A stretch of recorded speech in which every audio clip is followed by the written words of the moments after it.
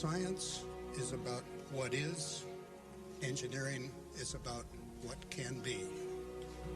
Engineers' entire existence is dedicated to doing things better and more efficiently. Engineering is a profession which leaves its imprint on our society in countless ways. All steps for man. One giant leap for mankind.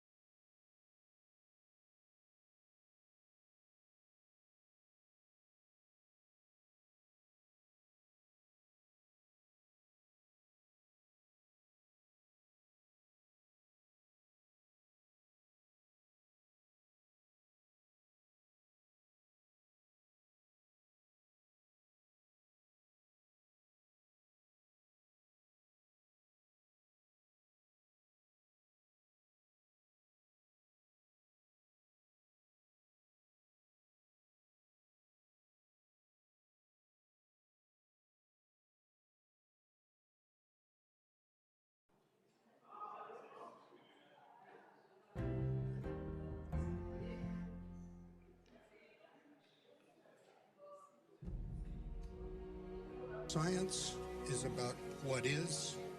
Engineering is about what can be. Engineers' entire existence is dedicated to doing things better and more efficiently. Engineering is a profession which leaves its imprint on our society in countless ways. All steps for man. One giant leap for mankind.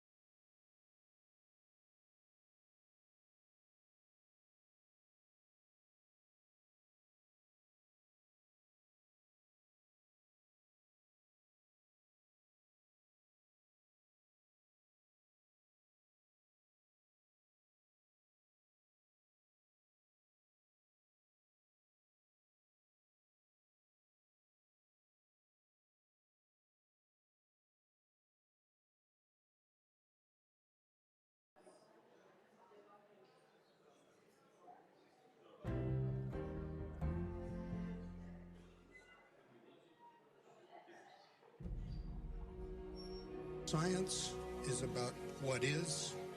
Engineering is about what can be. Engineers' entire existence is dedicated to doing things better and more efficiently.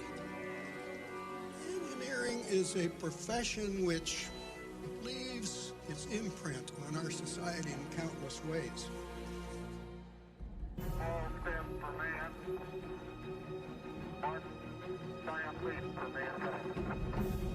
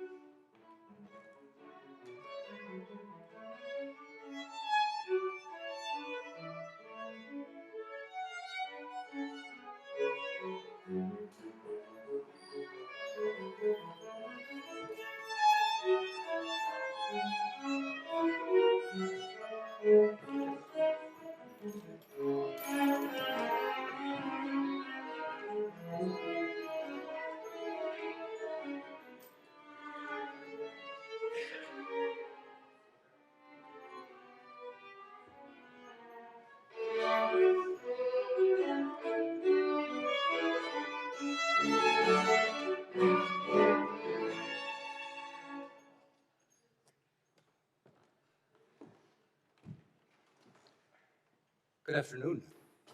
A warm welcome to the Honorable Rector Luxels. Warm welcome to the Vice Rectors. Warm welcome to the Deans. And of course, a welcome to our privileged and distinguished guests, Dr. Peter Havlík and Professor Lut Raskin. I would also like to extend a very warm welcome to all the colleagues of the KU Leuven today and to students who are here present in this room, and also a warm welcome to ladies and gentlemen in this beautiful room, and to also those who join us by the live feed, the online live stream on this special day, in this beautiful location, the promotion hall of the KU Leuven. It's my pleasure and my honor to welcome you to this academic session where we will be awarding 2 honorary doctorates. We are indeed celebrating 2 exceptional people today, Dr. Peter Havlík and Professor Lut Raskin. They will be awarded an honorary doctorate from KU Leuven. Peter Havlík is a prominent researcher in the field of climate, environmental and agricultural economics, known for his research on global land use and the linkages with climate change, food security and biodiversity. And Lut Raskin is a professor of environmental engineering, known for her research on microbial ecology in engineered water systems for sewage treatment and drinking water.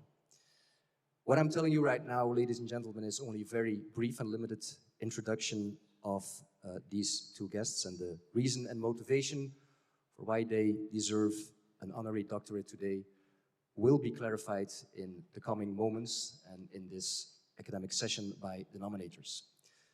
So it is my honor, and I'm happy to invite the 2 nominators on stage, and we begin with Professor Miet Martens for the laudatio of Dr.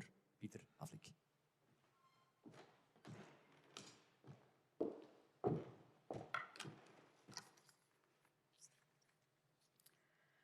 Honorable Rector, Your Excellencies, dear colleagues, ladies and gentlemen, dear students. Peter Havlík is a prominent agricultural economist, contributing to agricultural, food, climate, and environmental economics. He currently serves as Program Director of the Biodiversity and Natural Resource Program at the International Institute for Applied Systems Analysis, IASA, in Austria. He also leads the Integrated Biosphere Futures Research Group within that program. And in this role, he is leading the world's largest team dedicated to integrated biosphere management modeling and research. He has been recognized among the world's most highly cited scientists since 2018, and he was ranked by Reuters as the 6th most influential climate scientist worldwide. Dr. Havlík pioneered the development of global integrated assessment models of the land use sector, most notably through the creation of the renowned global biosphere management model called GloBiome. This model analyzes the complex interactions between the global economy, land use, and the environment, and simulates various socioeconomic and environmental factors, including agricultural production, land use change, greenhouse gas emissions, and biodiversity conservation. GloBiome is widely used to ex ante assess the impacts of various policies and of development scenarios on food availability in the world, climate change, and ecosystem services at regional and global scales. By continuously refining this model, Dr. Havlík has made key contributions to our understanding of how food production, consumption, and trade and environmental sustainability interact. He also played a key role in developing and applying the shared socioeconomic pathways, or the SSPs. And these are plausible global socioeconomic futures that enable the integration of socioeconomic and climate projections at a global level. These SSPs are now central tools in guiding climate policy and long-term scenario planning. Dr. Havlík has made exceptional contributions that are not only marked by his scientific excellence, but also by his dedication to contribute to feeding the world in a more sustainable manner. His research vision is ambitious and driven by a strong commitment to have a tangible and meaningful impact on policy and society. His integrated assessment of policy interventions and foresight activities contributed importantly to identifying pathways towards achieving key sustainable development goals, such as reducing global hunger, climate action, and life on land. His efforts to communicate directly with diverse stakeholders and engage with leading policy institutions to find innovative and evidence-based solutions are laudable. They have accelerated the shaping of policies and strategies for a more sustainable and climate-resilient global food system. His work is exemplary. It exemplifies how fundamental and applied research interconnect. It pushes the boundaries of agricultural economics while engaging in high-impact multi- and interdisciplinary research based on these strong disciplinary foundations. It is exemplary for how advancing science and scientific rigor can be aligned with real-world impact and addressing pressing global societal challenges. Dr. Havlík's collaborative spirit is equally noteworthy. Through his visionary leadership in international research networks and his dedicated mentorship of young researchers, he inspires new generations of scholars. As a result of these contributions, the scientific footprint of Dr. Havlík is far-reaching and impactful in the transition to sustainable futures. Om al deze redenen, meneer de rector, verzoek ik u op voordracht van de Academische Raad het eredoctoraat van KU Leuven te verlenen aan Dr. Peter Havlík.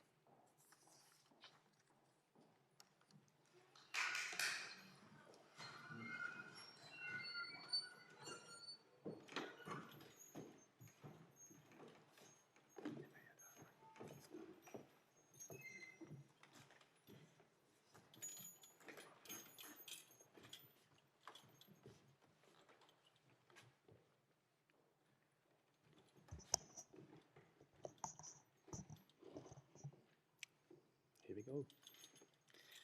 Dr. Peter Havlík, KU Leuven is honoring you for your seminal contributions to advancing the fundamental understanding of the complexities of global land and food systems and their critical links to climate change, food security, and biodiversity.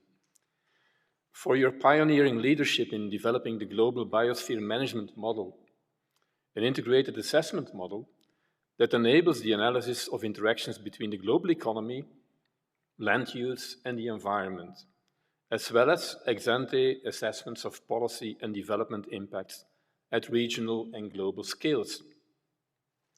For your engagement with high-level policy and for driving societal impact through evidence-based strategies that advance the transition to sustainable futures. For these reasons, I hereby bestow upon you, in my capacity as Rector of KU Leuven, and upon the recommendation of the Academic Council, the degree of Doctor Honoris Causa of this university. My warmest congratulations.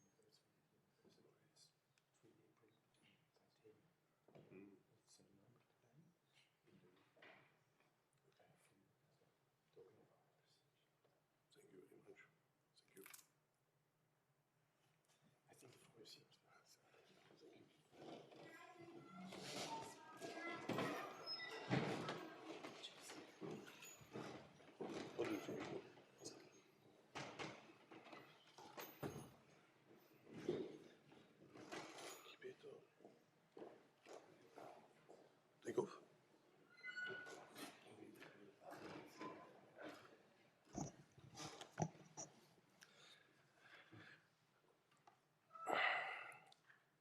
Honorable Rector, Your Excellencies, dear professors, ladies and gentlemen, dear students. It is an immense honor for me to receive this special recognition, particularly from the Katholieke Universiteit Leuven at the occasion of the celebration of your 600th anniversary. It is well known to me how highly prestigious and ranked your university is and what achievements you made over the long history. Particularly touching for me was to discover in your history that it was here where the Thomas More's Utopia was printed by Erasmus, Rotterdam. Actually, Thomas More is one of my favorite historic personalities, and therefore I also Utopia when I was still working on the grassland conservation in France. This honor is the most important recognition of my work I ever received. We sometimes rank high in different statistics, but there are only cold numbers behind them. While here are warm-hearted people and colleagues, which I understand are standing also behind the recognition, and this is what makes it so special to me. Just to remind all of us, I owe, at least to a large extent, this honor to the great collaboration which we started to develop already 7 years ago. It was Professor Meet Martens together with Professor Nicole van Liepzig who possibly encouraged or at least did not prevent their extremely talented PhD student Charlotte Janssens to look into our models and whether they could be used to answer the question of her PhD, to what extent can trade and trade policies contribute to climate mitigation and adaptation in the agriculture, forestry and other land use sectors. Well, usually getting into this model takes 6 months or more. Charlotte started to point to us our mistakes which we did in the code after the first week of the visit. So then we were only crossing fingers that she in the end decides that it is our tool which is the most suitable for her analysis, because she was also considering other prominent models. This in the end happened, and Meet Martens in a very great way supported this idea of, in the end, working on the PhD of Charlotte together and developed the collaboration between the university and our research institute, the International Institute of Applied Systems Analysis. I think it is not easy if one discovers such a talented and exceptional PhD student to, so to say, share and share also ideas, and I highly appreciate this. This collaboration led to substantial developments of our model, Charlotte Janssens developed an upgraded version of the international trade representation and a completely unique tool, the Globiome Africa model, which at least to the best of my knowledge is the only tool which can Africa-wide analyze the impact of international and domestic trade on food security, climate change, biodiversity, and other aspects of the sustainable development. This work led to 2 high-level studies published in high-ranked journals.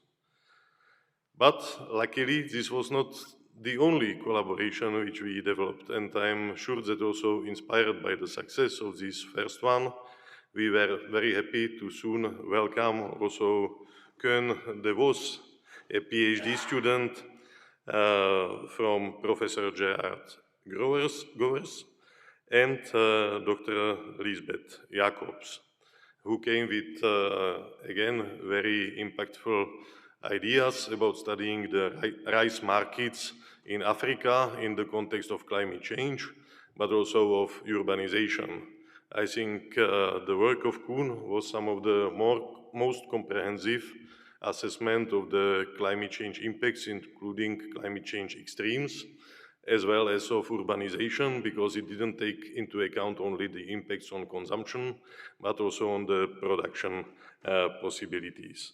And similarly led to 2 very impactful publications. So what a success story which I had the privilege to live with the colleagues here at Catholic University Leuven. 2 PhD students, several very supportive professors, and 4 high-impact studies.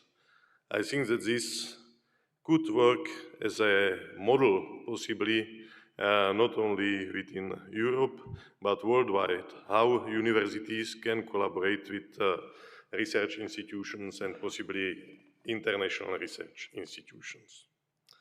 My deep gratitude to all those who were involved in this work.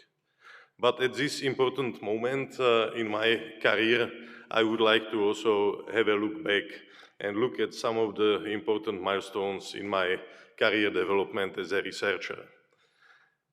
The key person in this is Professor Jean-Marie Boisson from University Montpellier 1 in France, who initially admitted me to the master research and later on supported my application for the PhD studies, and himself, together with Florence Jacquet, became my 2 supervisors.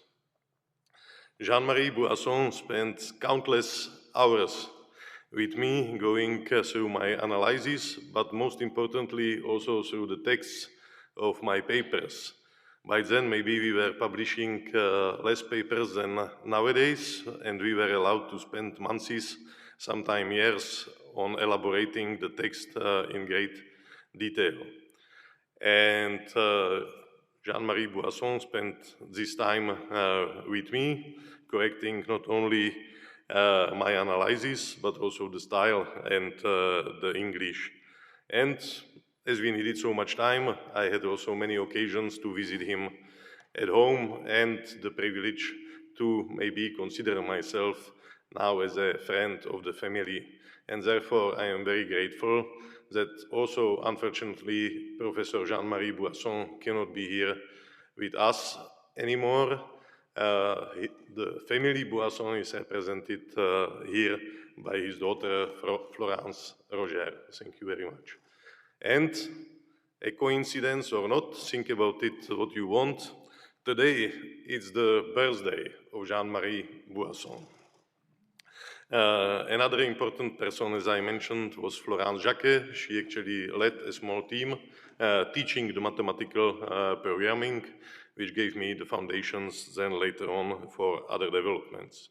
But before I leave Montpellier, I have to mention also the great friends and personal supporters there, and among them Didier Tagbata, from whose company and friendship I benefited during the studies, and I am very proud that now also our families became close friends. After finishing in Montpellier, I was heading basically back to the Czech Republic without a clear vision what the future will be. But on my way, I learned about this International Institute of Applied Science, basically around the corner with the Czech Republic, a great international site, which was looking for a forest sector modeler for the European Union. Luckily, I managed to convince my by then supervisor, Michael Obersteiner, that we will not do only EU and forests, but we will develop an agricultural forest sector global model, which became the Globiome. Talking about IASA, I have to express the gratitude of the close and wide team there, and I am very happy that representatives of this team are also here today with us, like Stefan Frank, Esther Beur, who are working directly on the model, but we are an interdisciplinary team. Many other modelers contributed, and nowadays I have the privilege of leading this team of about 100 researchers, possibly the largest integrated land use modeling team maybe in the world. So definitely this award is also largely an award for the team. I cannot collaborators.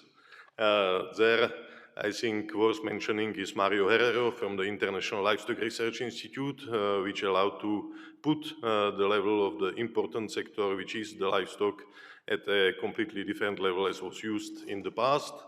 And here I am very happy that I can welcome Hans van Meel, the chief economist from the Wageningen Economic and Social Research, who was also one of the key colleagues who is leading our whole agricultural economic modeling community here in Europe by his ideas and also by creating the funding opportunities for all of us and big consortia.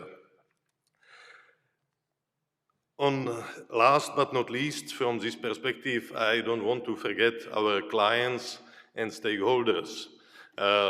My motivation for work is to create real-world impact, and I am very grateful for all the policymakers and decision makers with whom I was allowed and am allowed to collaborate, who are hungry for the results which we are providing, take the time to understand them, and go in depth to enlighten their decision making.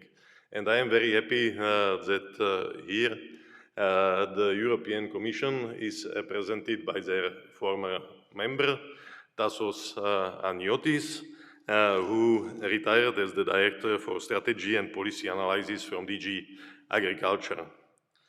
Finally, on the private side, I have to thank my parents, who offered me a stable and joyful home where it was very easy to thrive.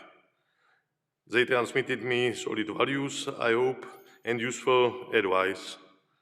And together with my sister, they created for our family a second home where we were always welcome to come and resource ourselves.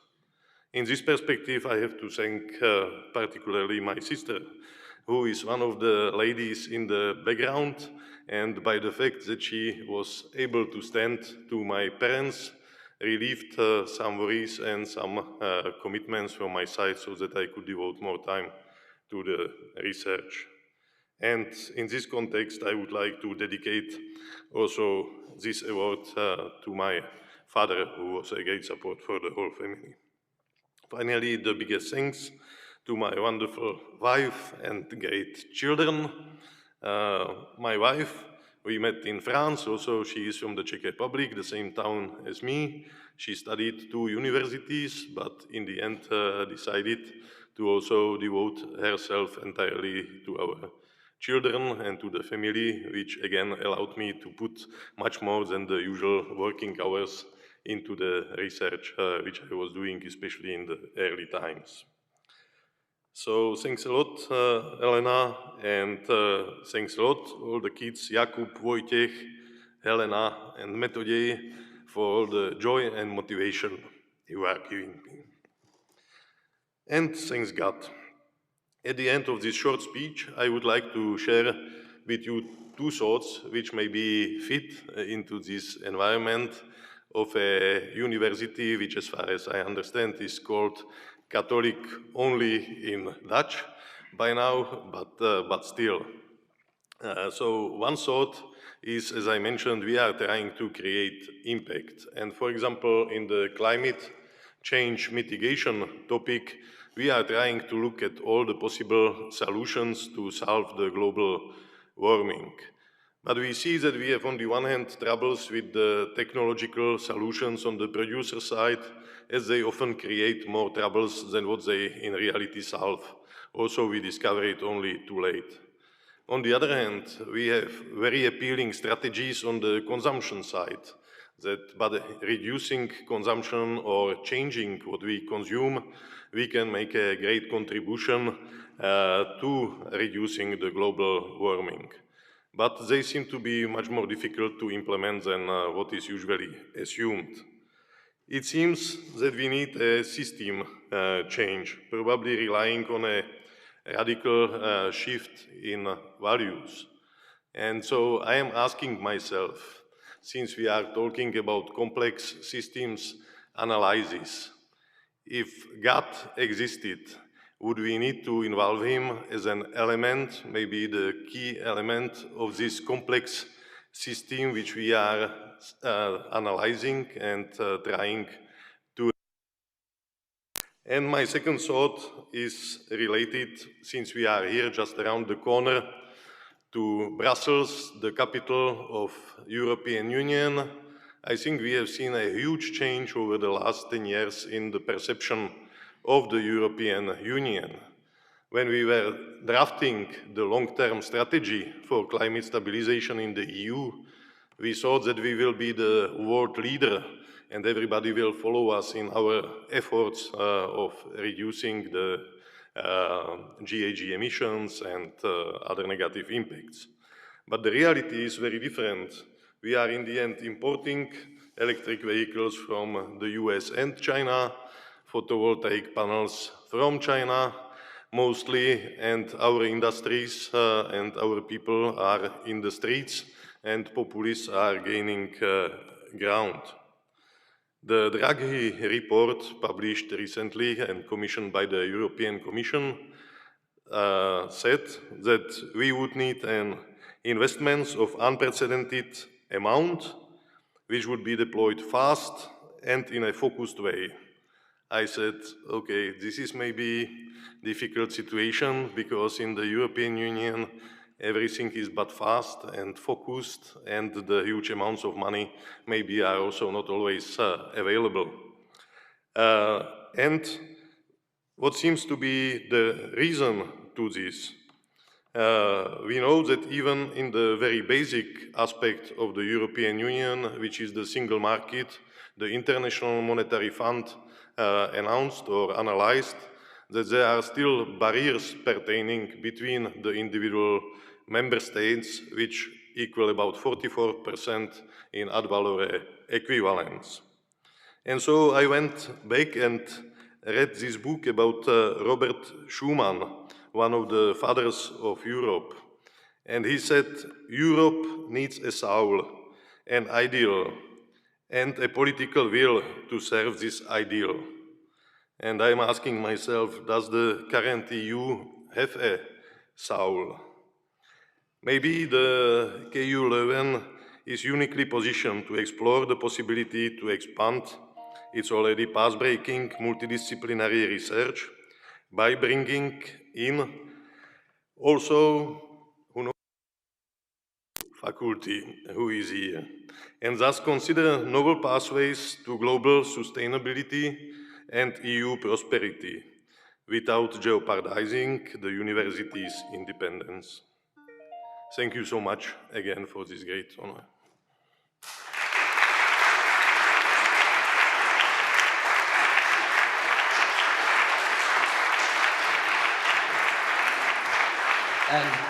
Thank you for these beautiful words, Dr. Peter Havlík, and congratulations once again.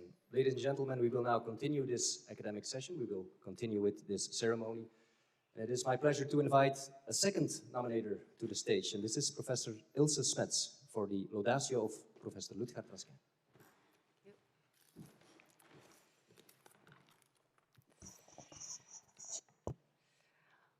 Honorable Rector, Your Excellencies, dear colleagues, ladies and gentlemen, dear students. As a modest girl raised near Hasselt, Lutgarde Raskin started her academic career here at the KU Leuven. After successfully graduating not only as a bioengineer, but also as a master's in applied economics, she emigrated with her partner to the United States. There, her PhD, postdoc, and full professor years have molded her into a worldwide recognized expert in microbial aspects of drinking water treatment and resource recovery from waste and wastewater. So also her research is fundamentally embedded in several sustainable development goals, so-called SDGs, of which SDG 6, that urges for clean and affordable water for everyone, is the most dominant one. For example, by understanding and stimulating the benign bacterial community in drinking water systems, pathogenic, disease-causing microorganisms are overruled, and the harmful and financial impact of extensive chlorination is avoided. There is a worldwide need for affordable drinking water production strategies, both in the North and the Global South. As an example of the latter, Lut Raskin has a year-long collaboration with researchers in Bangladesh to deal with the high arsenic levels in their drinking water. Furthermore, she collaborates with the local utilities, so the drinking water and wastewater treatment plants, with whom she also regularly publishes. Her other work focuses on energy efficiency and resource recovery in waste and wastewater treatment, if you want, SDGs 7 and 12, through innovative mergers of microbiology and membrane technology. She intensively collaborates with chemical, civil, and mechanical engineering, for example, to turn kitchen waste and brewery waste into high added value carboxylic acids by combining novel membrane bioreactors with liquid-liquid extraction methods. The scientific quantifiers are self-revealing. Lut Raskin has guided more than 20 postdocs, more than 30 PhD students, more than 80 master students, and still counting. And she has an H index of 70. This scientific excellence is recognized by several fellowships, for example, in the American Academy of Microbiology, and countless awards, amongst which the prestigious Arden and Lockett Award, which is the highest recognition that someone can get in the microbial ecology for water systems domain. But the list of awards and fellowships that Lut Raskin obtained with and for her students is equally long and shows her extreme dedication for mentoring students. 25 of her former trainees are in academic positions across the whole world. All of them confirm that she's personally invested in every student's professional development and growth and strongly advocates and supports her students. Her career path and achievements have been a huge inspiration for all graduates, especially for female early career researchers. In addition, also entrepreneurial skills are fostered such that students and researchers can explore patent and spin-off possibilities. Lastly, in all the conferences and workshops she is involved in, she strives for a balance in gender and nationalities and pushes the visibility of young researchers. Lut Raskin remained very modest, a very modest girl, but she is also inspiring, supportive, approachable, charismatic, strategic, resilient, decisive, ethical, you name it. Her IQ is equally high as her EQ. She is thus a great leader in every sense of the word. Om al deze redenen, meneer de rector, verzoek ik u op voordracht van de Academische Raad het eredoctoraat van KU Leuven te verlenen aan professor Lutgarde Raskin.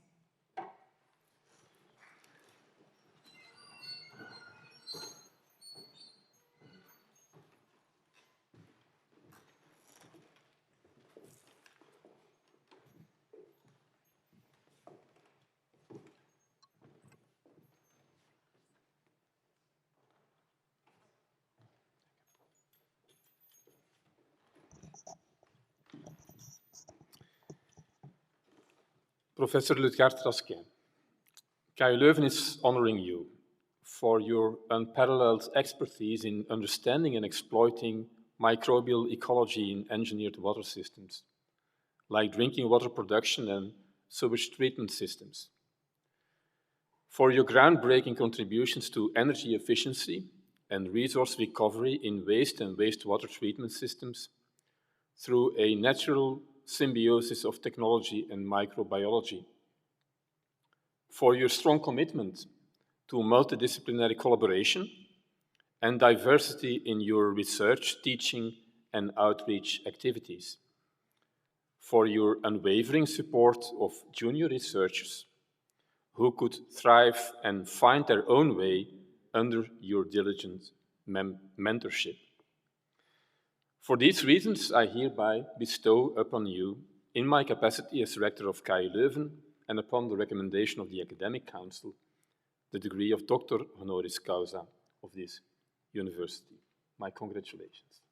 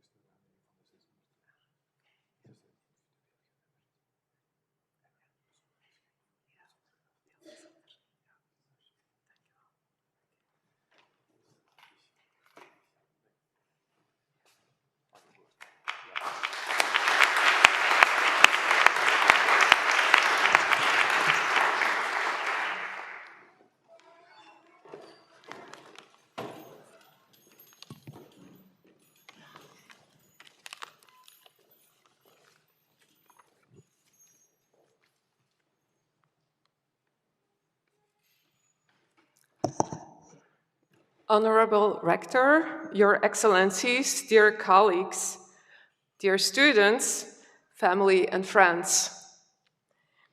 It's great to see you all here. Thank you so much for coming. I'm deeply honored and truly humbled to receive this honorary doctorate from KU Leuven. This recognition is extra special to me as a KU Leuven alumni. As some of you know, KU Leuven is my alma mater, so I truly appreciate this special honor. The rigorous interdisciplinary engineering education I received here laid the foundation for my doctoral studies in the United States and the research career that followed. I have fond memories of this building. You can see behind me, the Halle. I used to come here every year at the beginning of the academic year to register, fill out my registration card. Never did I imagine that I would one day return to this historic building to accept this recognition. I want to start by expressing my deep appreciation to the nominators and selection committee. Your recognition validates the importance of the research topics I've devoted my career to and the importance of mentoring the next generation of researchers and engineering professionals. I would also like to thank my family, friends, colleagues, and my current and former students and postdocs, some of whom are here today. Some are joining from afar. And I want to especially thank my husband, Erik Michielsen, our children, Eline, Marlies, and Sanne, and my parents and brother. Reflecting on my career, the things that stand out to me are the power of mentorship and the courage to embrace unexpected opportunities. I was very fortunate to meet several lifelong mentors when I arrived at the University of Illinois. My doctoral advisors, who you can see here in the background, Professors Bruce Ridman and Dave Stahl, inspired me to work at the interface of environmental engineering and microbiology.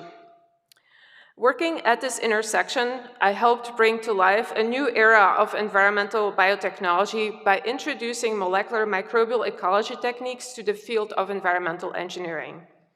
And it was indeed my training from KU Leuven that provided the foundation and made it possible for me to thrive at this intersection. Another key mentor at the University of Illinois is Professor Vern Snoeink. He encouraged me to apply for a faculty position at the University of Illinois when an unexpected opportunity developed near the end of my PhD, and this launched my independent academic career. After spending almost a decade as a professor of civil and environmental engineering at the University of Illinois, I chose to come back to Belgium, and I spent a year in Ghent in the early 2000s. Some may consider this a bold move, given the traditional rivalries between KU Leuven and the University of Ghent. But I came to Ghent because I wanted to collaborate with Professor Willy Verstraete, who I think is in the audience, Willy. He is an inspirational mentor and true leader in the field of environmental biotechnology and microbial ecology. So I apparently developed a taste for academic rivalries. So soon after my return from the University of Ghent to the University of Illinois, my family and I took an even bigger leap, and we moved to the University of Michigan. University of Michigan is another institution with spiritual rivalry with my previous institution in Illinois, especially in engineering fields. One of the most meaningful aspects of my career has been the opportunity to develop these long-term relationships with collaborators and mentors and with students and postdocs. And these connections have done far more than just advance my research. They've brought incredible richness and joy to my life. And as I would like to share some reflections on the challenges and opportunities that lie ahead for our field and for academia more broadly. So we live in a time of unprecedented environmental challenges, from accelerating climate change to growing water quality and availability concerns worldwide. And these complex problems demand radically different approaches that break down traditional disciplinary boundaries. So the two research areas that I have been working in use that mindset, and they fall within the general area of managing microbiomes in engineered water cycles. So I thought maybe that needs a bit of an explanation. So I have this schematic here in the background that shows you that what we mean with the engineered water cycle is that we take water from the natural environment, we treat it in drinking water treatment systems, and then distribute the water to our homes. And then the waste that's generated is further treated in wastewater treatment plants and discharged back into the environment. And the reason we call this an engineered water cycle is that we are starting to use treated wastewater more and more for drinking water production. So we have a true cycle after we implement these water reuse scenarios. My work focuses on microorganisms, and they play a critical role across this engineered water cycle. And so we've started to use the term water infrastructure microbiomes. My team's research focuses on two key applications of this concept. In one area of our work, we focus on using drinking water microbiomes to improve drinking water quality. We particularly focus on reducing the risk of respiratory infections that are caused by bacteria that sometimes are difficult to remove in our treatment plants. But what we really like to accomplish is engineer the microbiome in the drinking water system so that we are selecting for beneficial microbes. And we are doing this by continuing to use traditional water treatment strategies, but combining that with microbial ecology approaches so that we can select for those desirable microorganisms. And we do this work by collaborating with drinking water utilities, and we have studied these concepts in full-scale drinking water systems so that we have the most impact for public health. The second area that I wanted to briefly touch on is focused on developing microbiomes and novel biotechnologies to recover resources from waste streams. You see this illustrated here at a very high level in the background. So we generate waste streams in our urban environments, and they can be converted using novel biotechnologies to compounds like renewable natural gas, but we can also produce high-value chemicals that can be upgraded to, for example, sustainable aviation fuels. When I moved to the University of Michigan, I started collaborating with Professor Steve Skurlos, so I want to acknowledge him for his long-term collaboration.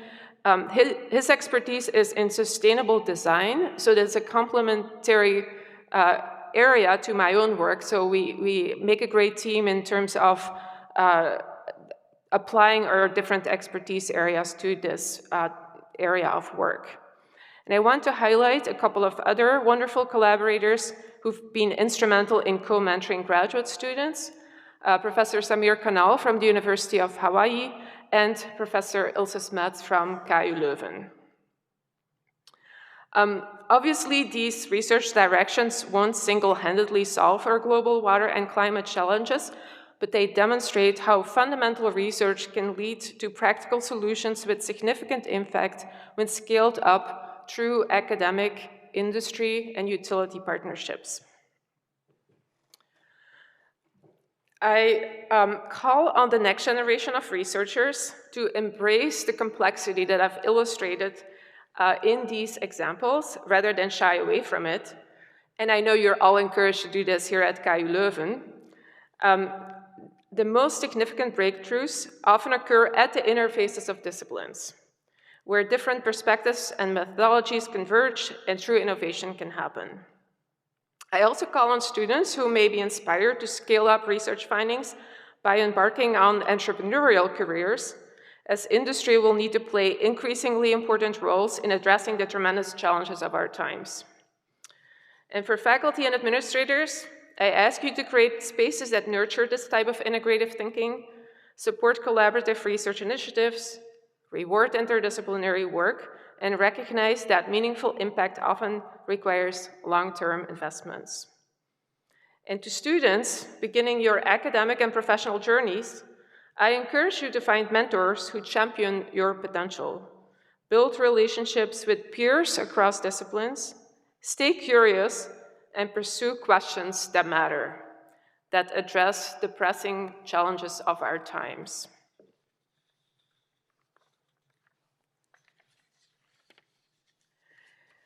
In closing, I want to express once more my heartfelt thanks to KU Leuven for this honor and for instilling in me the foundational values that have guided my scientific career. The journey from student to doctor honoris causa has been filled with unexpected turns and invaluable lessons. And through it all, the foundation I received at KU Leuven has remained steady. I carry with me the excellence, innovation, and social responsibility that define this great university. Thank you again for this tremendous honor.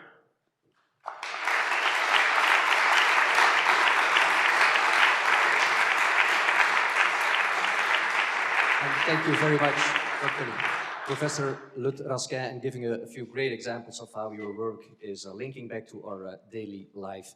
Ladies and gentlemen, the honorary doctors will now sign the University Book of Honor. This is a special moment because this book records all the names and signatures of the recipients of the honorary doctorates at the university. So I invite both of you to sign the book.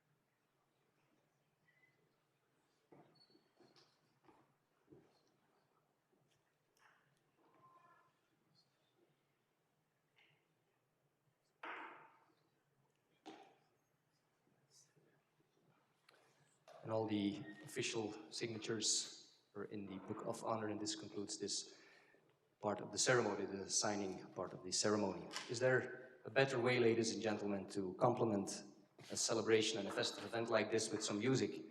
I don't think so. You've heard them perform at the beginning of this academic session, and it's my pleasure now to formally introduce our musical guests for today. For this academic session, our musical guests are Sarah Bayens and Miko Pablo. Sarah plays the violin, Miko will be playing the cello. Please join me in welcoming these versatile and talented musicians.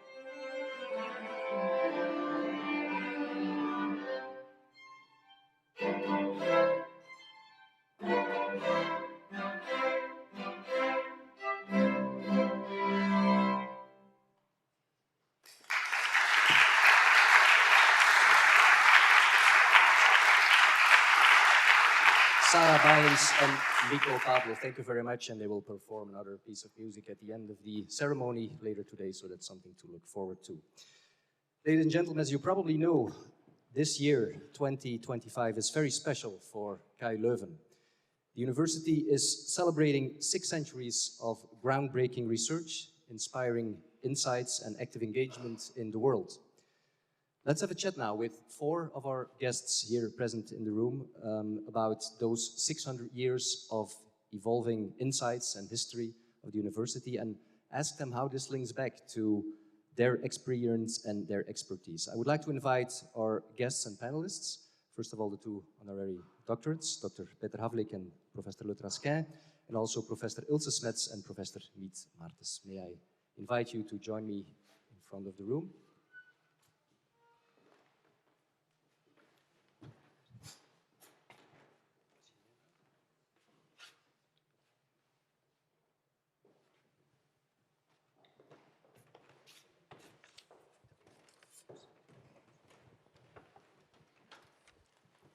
Everybody is seated. I would like to welcome you to our little panel discussion. 1425, I actually saw it's engraved here in the logo. That's the year when it all started for the university.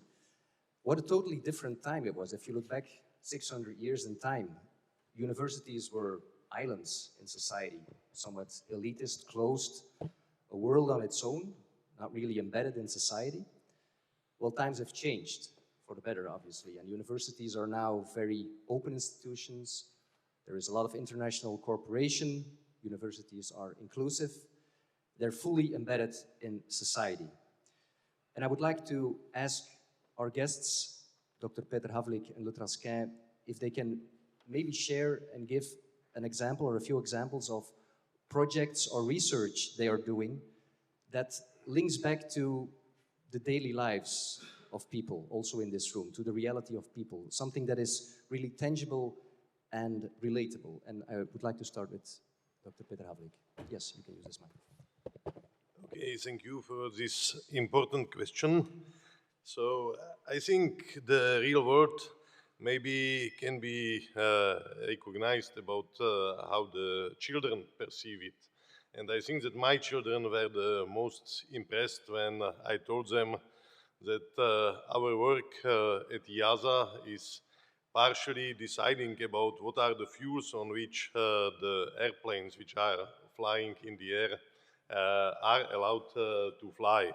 Because indeed, this Globiome model, together with one other model in the US, are calculating the indirect land use change effect emissions of the different biofuel pathways for the United Nations International Civil Aviation Organization, and in that way deciding which of them can qualify as sustainable.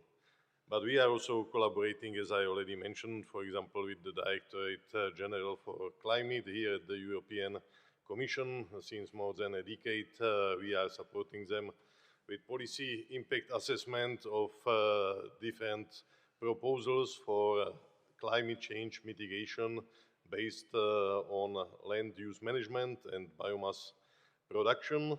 And land use management has a specific role to play because it is basically the only sector which currently can provide the so-called negative emissions. So to reduce the unabatable proportion of GHG emissions, and those in turn have then impact on the energy prices and in the end at the prices of the goods as we see them in the shops.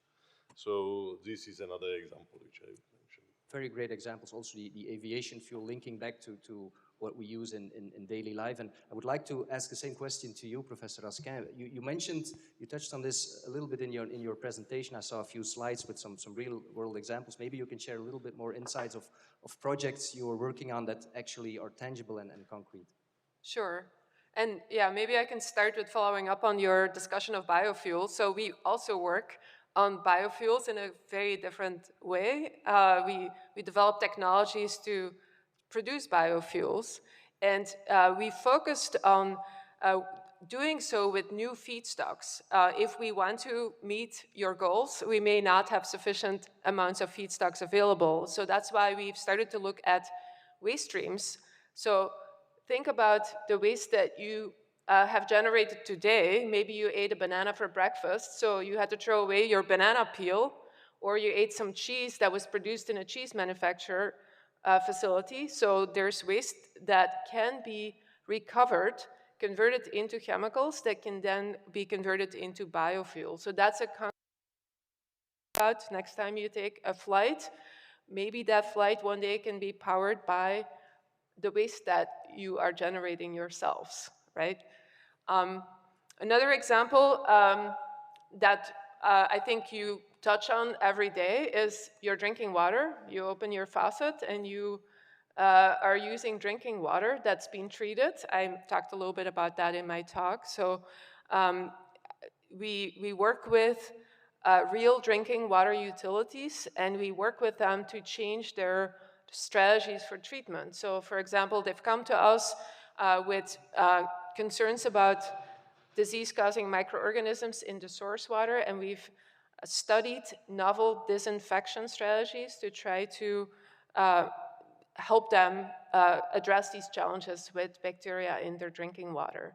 And a nice little side benefit that I may want to mention for the students in the audience is that it's sometimes really difficult to get students to stay in our industry. It's a difficult industry to work in to some extent, but it's a really exciting industry. And if you can train students during their training, working with real utilities, work on real life problems, there's a good chance that they might get inspired and stay and work in that profession. So those are some of the examples that touch on everybody's life every day. Exactly, that was a goal of the question. Thank you very much for these insights. What I remember from your speech and also from your speech is the international aspect of it all. We actually saw the map where you switched between Belgium and the United States. And I want to maybe ask a question to you about this, about the international aspect, the international cooperation, which is crucially important, obviously, in your field, in the university, in the academic world. It has become so important over the past decades. How do you effectively and efficiently also maintain this collaboration or this network, this international network of collaboration? Yes. Yeah, international research and relationships are becoming more and more important, especially in these areas that we work in. I can, think about a few topics where how we have done this. So oftentimes you start with the research. You think about a complementary strength that might be available in a lab in a different country. So I can give an example. We work on drinking water, as you've heard. So we wanted to develop some real-time monitoring tools to monitor bacteria in drinking water systems. And we knew about a lab in Switzerland, an excellent water quality lab where they had developed these tools. So I sent a PhD student to this lab in Switzerland. She stayed there for a few months, learned some of the expertise, brought it back to my lab, and then we implemented it at our local water utility. So that is one way of developing international relationships, focusing on the research and the expertise. But beyond that, I think it's really important to just think about training international researchers and making everybody aware of the importance of developing international networks. So one way we do this, and I think many of you at KU Leuven do this, is to host international graduate students visiting graduate students. And I've, for example, hosted some KU Leuven students, both at the PhD level, but I've hosted many master's students from KU Leuven in my lab who've worked on their master's thesis in my lab and then brought this expertise and interest back to KU Leuven. And then maybe a final reflection is that these relationships take time to develop and they need investment to maintain over long time periods. And so you can't just take for granted. You have to really work on developing that genuine interest in human connection and equity over time. Definitely, and I think if you would draw all the lines of collaboration internationally on a big map, on a map of the world, you would actually be impressed how important this is in the academic world. And I would like to ask you a question as well, Professor Ilse Smets. From your perspective, what is the role of international collaboration and networking from your perspective? Yeah, networking on a local and a global level has become so important and is throughout your whole career, not only professional, but also your life, very important. So I completely agree with what Lut already said. And I think as a senior researcher by now, it is important to not just transfer our skills, our knowledge, social and other skills, but also our network and our networking skills to our junior researchers in the sense that they can then benefit, exploit that network and start building their own network. So I really highly value all the initiatives where for conferences, for example, for the scientific committees, a junior researcher is paired with a senior researcher such that they can learn from each other, because of course we can still learn a lot from the technological and other side of our juniors. And so this fostering of collaboration and learning from each other is important. And another great development is these workshops or conferences from and by our young water professionals. So here in the lowlands, we have the Benelux young water professional events. It's a kind of conference. It's organized by and for our young water professionals from an academic and industrial and utility point of view. And so by organizing that themselves, they're very invested. They learn from each other from a research point of view, but also from an organizational point of view. And it's just such a strong network, not just a network of colleagues, but it becomes a network of friends. And that's, of course, something that lasts for a lifetime. crucially important, as mentioned a few times today. Thank you for this insight. We talked about real life, real world examples. We talked about the crucially important international collaboration. Let's talk about obstacles as well. We do not shy away from obstacles. Dr. Peter Havlík, what, according to you, are the biggest obstacles in your field to move forward, or what challenges, if I can use that word, do you encounter, and how can universities contribute to overcome this? Mm-hmm. Yes, so coming from a research institute, I think our biggest challenge are the people. We were very lucky over the past period when the European Union was investing a lot into the type of research which we are doing, so the funding was in a way unlimited, but we have now 2 positions announced and basically no relevant application from the European Union. And this is the more surprising to me, because I think we are doing very exciting work, which on the one hand touches the real world, real impacts, on the other hand generates high-level publications, is touching up on the most exciting challenges of this time around the sustainable development goals, can go from local to global, from the Congo Basin to the Czech Republic, and from China to the US, and still no really avalanches of candidates. So I think that this is something, and I very much appreciate on the one hand the success stories which we already had with KU Leuven, and also for the opportunity to today talk to almost 200 students and try to make them excited about this type of work, because I must think that it is ignorance that there are these possibilities of exciting and impactful work which prevent people to engage into these career paths. Interesting, and I definitely see the human resources issue there, and I would like to ask you for a response on that, Miet Martens. What is your insight on this? Well, thank you, and I think, thanks for sharing your thoughts on this. And I think at university we of course face challenges, many challenges, but a challenge we face is, I think, to not choose between disciplinary depth and interdisciplinary collaboration, but simply learn how to do both very well. And we tend to believe that a strong disciplinary background and a disciplinary expertise is really the core, it's really the foundation. It gives us the tools to contribute to real-world impact, but the world is complex. Think about food, think about waste, health, climate, environment. And so that complexity requires those tools to be applied across disciplines, and that, well, we need systems thinking approaches and collaborative mindsets to collaborate across disciplines. And so that's the challenge we face as university, to actually actively train young people for that. And there's a second challenge as well, because we believe that scientific knowledge is, of course, absolutely essential, because without understanding, we can do more harm than good in a way.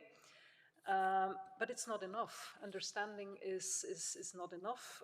So we must equip students also with the skills to apply the understanding and apply the knowledge that they have acquired. And that requires train them in working in teams, in think creatively, communicate with others, and engage with policy and practice as well. And so universities probably should invest in both, because knowledge and understanding, as well as the ability to act on that knowledge, is all essential for real-world impact. And finally, I also believe that we need to do that, so that training, we need to do that for all talent, local and international, because solutions for the future require diverse perspectives and require integrating also those diverse perspectives. Okay. Very important message. Thank you so much.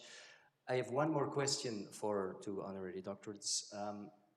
Within your field, what is something we need to tackle to change, or let me rephrase this, what is a breakthrough you would like to see happening or realized within, and I'll put a time frame on it, maybe the next 10 to 15 years?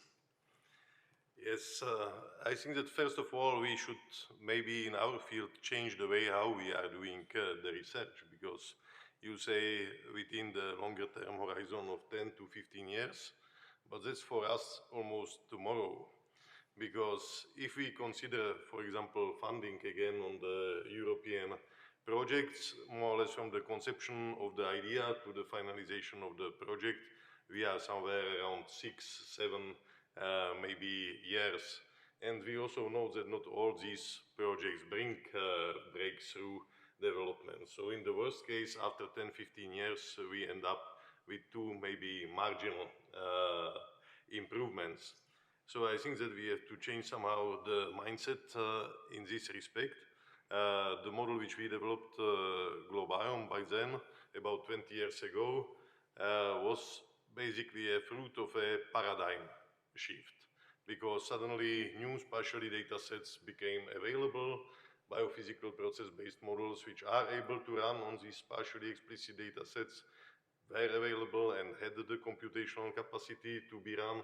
So suddenly we were able to move to the next generation of modeling. Moving these paradigms is not easy. It's maybe not supported with the standard measures of the scientific career. For example, myself, I published the first paper after 4 years being at IASA, the kind of investment which is sometimes needed to move from one paradigm to the other, rather than happily living within the paradigm. And I think that now, obviously, with all the big data becoming available, the AI and other innovative algorithms and computing capacity, there is probably an opportunity for a new paradigm shift, but then it needs to be again supported also with the incentives. Okay, thank you so much, and always impressed by the different timelines, the money and the funding timeline on the one hand, and the research timeline on the other hand. I would like to give you the final word, Professor Raskin, with the same question. What are the challenges, or some of the challenges we need to tackle within the next 10, 15 years? Okay, well, maybe I want to follow up on this funding question. Federal funding, especially is challenging. And so I think as researchers, we can think about diversifying our funding base. And we've done a little bit of work with local governments, with utilities. We've done a lot of work. And so these things can move faster. You're working, with people who want to implement changes right then and there. So research can move faster. So that's one possible solution, at least for my work. But get back to your question. Some of the challenges, I think, are directly related to artificial intelligence and the rapid rise of data centers and their footprints and sustainability impacts, right? So they are going to have unprecedented demands on energy and water. And so these tech companies need to make sustainability commitments. They need to dramatically scale up their investments in those commitments and really think about circular water and renewable energy technologies. So that's one area where I really would like to see change. The other one is also in industry. I think our energy companies, if we want to call them that, are fossil fuel companies. They're not investing sufficiently in sustainable alternatives.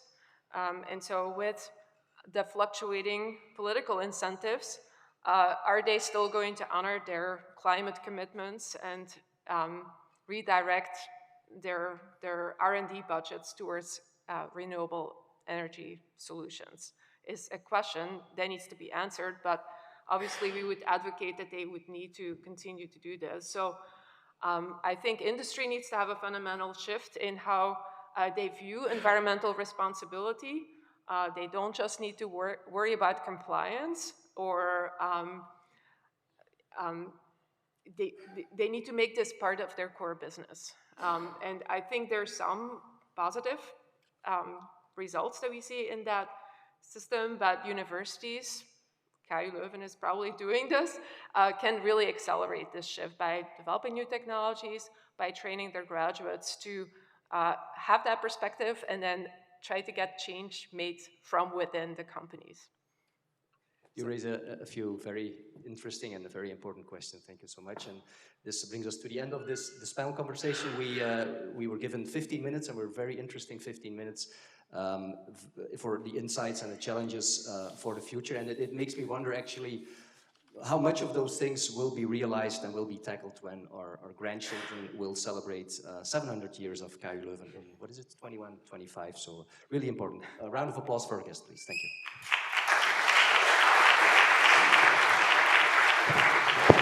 And this, ladies and gentlemen, brings us to the end of this ceremony where we have honored Dr. Peter Havlík and Professor Lutgarde Raskin. It's my pleasure to invite you all to a reception that will take place in the Rectory Lounge.